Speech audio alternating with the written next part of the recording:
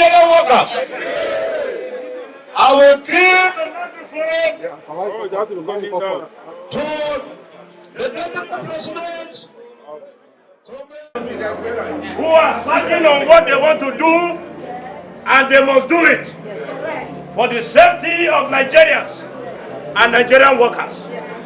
Today, Barrister Joe Ajero, put your hands together for it. Well, I'm not in a position to speak on behalf of the NLC. Like you rightly mentioned, I'm an ally of Nigerian workers, and we were invited as a courtesy to be part of this protest. So when they commence the protest, they'll give you the exact demands that they have of the government. What we know on the civil society side is that the country is bleeding, and the bleeding ought to be immediately stopped. And Nigeria, or the leadership of Nigeria, has failed to protect the people of Nigeria at this time. I don't need to reel to you the casualties all over the country. People are getting kidnapped, people are getting from places of worship, whether you are a Muslim or a Christian. We have over 250 kids still in captivity in Nigeria, and everybody's behaving as if everything is normal. We've moved on. Nobody's even talking about those things anymore. We even have our soldiers of the Nigerian Air Force captured by a small republic of Burkina Faso. It looks like everything has broken down irretrievably, and we have a duty to keep conscientizing and mobilizing Nigerian people to sit there and look, enough is enough. And that is why we are here to march peacefully with the NSC leadership, because they invited us to be part of it. But in terms of what they exactly want, I think they are in a better position to say that, because I know that as of last night they were still with the government. So their priorities might have changed, but I don't think their demands could have changed. Yes. Well, there's no reason for us to be giving excuses that insecurity has always been an issue. Insecurity has not always been an issue. The level of insecurity we have in Nigeria now has never been to this level. Even during the period of the Civil War, which I didn't experience but I read about, life was going on in different parts of the country. If you want to think about the zones during the Civil War, only the Southeast was blanketed in terms of violence and strife. But in the case of Nigeria today, you tell me which region of Nigeria is safe? None. If you go to the Southeast, it's unsafe. You go to the Southwest, it's unsafe. You go to the Northwest, it's completely under siege. You go to the Northeast, it's completely been taken over. In terms of even territory, Nigeria has lost almost 30% of its territory to non-state actors that they designate themselves as terrorists. They call them bandits, kidnappers. But the truth is that Nigeria is completely blanketed at this time, and it seems as if the leadership of Nigeria has lost complete control of the security of the country. I'm just explaining that to you so that you know that it is not true that insecurity has always been there, not at the level that we are experiencing now. No. Before now, we did a letter to the president to discuss state of the nation with him. And that was in June, precisely June 16th. And between that time and now, we have made efforts. A letter to the minister, through the Minister of Labor, acknowledged. Letter to the CSO, to the president, acknowledged. A letter through the secretary to the government, acknowledged. And between June and now, some of them acknowledged on the 17th, exactly 6 months today. Between that time and now, none of them communicated to the president. And part of the discussion we wanted to hold with the president is on national issue of security, both physical security, physical insecurity, and financial insecurity.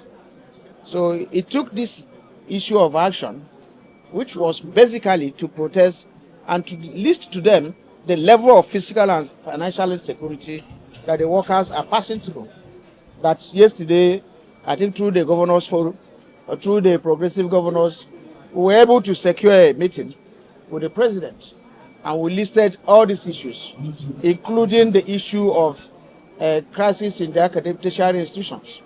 And we were clear with him, of course he agreed, that there should be a negotiating machinery in the academic, in the tertiary institutions, so that it is not this today, ASU, following the SANO, following the NASU. So we agreed on that. On the issue of the health workers that have been on strike for a long time, Jehesu, we agreed on that, and he gave the governors there the channel of getting back to him and interfacing between us and him, because it appears all the bureaucratic channels have collapsed. They are not working together, nobody, and I'm not sure they meet him. We now discuss this issue of insecurity, fiscal insecurity, and financial insecurity. And he said, that the security situation did not start with him, which we appreciate, but our leadership is a continuum. And he said he has done a lot, and we lamented on the issue of equipment by our own security, which he said he has gone far, making sure that in no distant time, the issue of this insecurity will be a thing of the past. And he now said that he had pulled Nigeria out of economic hardship, which will now say he wants it to translate to the pocket of the workers. And on the basis of that, Mr. President agreed that the entire National Executive Council of the NLC will have a meeting with him, I think so, NAC of NLC by January, so that all those issues will be discussed. And you can see that these are discussions and action in progress. But whether that will now, people will now translate it to calling off protests, that's not the position of Congress. Calling for this protest is to call attention on the seriousness of both financial and fiscal insecurity. And you can see from him even agreeing to talk with us yesterday, he's getting momentum. And as we progress, the awareness and consciousness will be created. So I don't see why, people will try to demarcate themselves, not the NLC. President, where is the procession? Usual deployment of security men around. Is it? Yeah. Yeah. It's normal.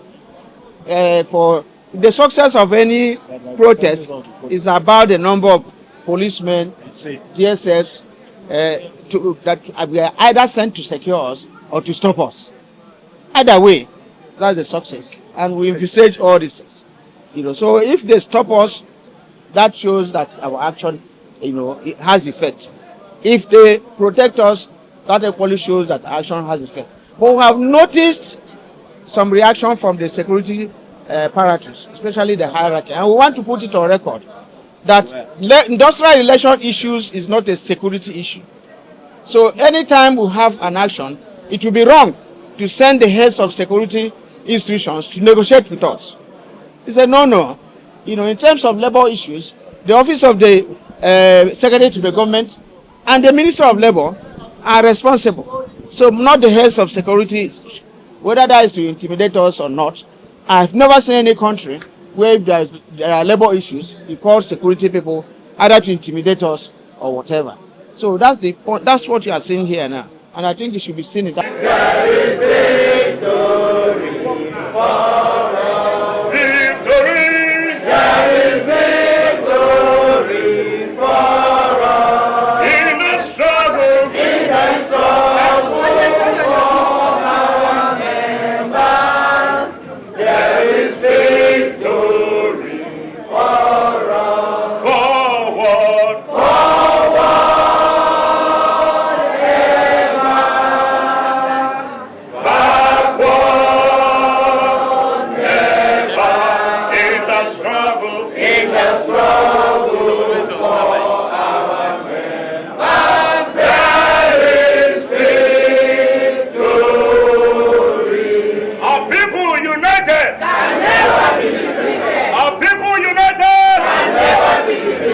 The struggle continues.